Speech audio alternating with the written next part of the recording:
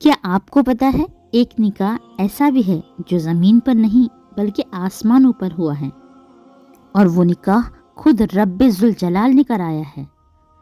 اس نکاح کا تذکرہ سورہ احزاب میں بھی آیا ہے۔ یہ نکاح حضرت زینب بنت جہش اور حضور صلی اللہ تعالیٰ علیہ وسلم کا ہے، جو کہ حضور صلی اللہ تعالیٰ علیہ وسلم کی 7ویں بیوی ہے، اور ہاں یہ حضور صلی اللہ تعالیٰ علیہ وسلم کی پھوپھی امیہ بنت عبد المطلب کی بیٹی بھی ہے۔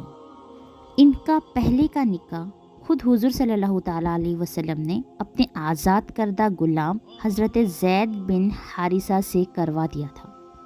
اب میاں بیوی میں نا اتفاقی ہونے لگی اور آپس میں محبت نہ ہونے کی وجہ سے حضرت زید نے ان کو یعنی حضرت زینب بنت جہش کو طلاق دے دیا۔ پھر جب طلاق کی عدت گزر گئی تو قرآن شریف کی یہ آیت نازل ہو گئی، جس میں اللہ تعالیٰ نے یہ ارشاد فرمایا کہ جب زید کی غرض سے حضرت زینب نکل گئے تو حضرت زینب کو حضور صلی اللہ تعالیٰ علیہ وسلم کے نکاح میں دے دیا گیا، یعنی یہ فیصلہ اللہ تعالیٰ نے خود کیا اور خود نکاح پڑھایا۔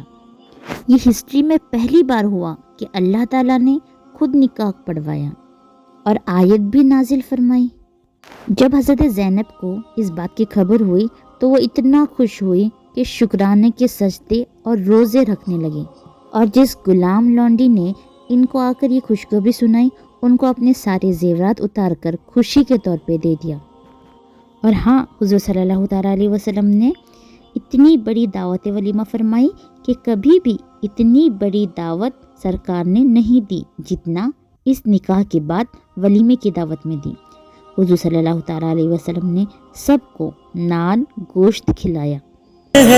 کیا بتاؤں میں زینب کی کیا شان ہے۔ وَإِذْ قَالَ إِبْرَاهِيمُ رَبِّ أَرِنِي كَيْفَ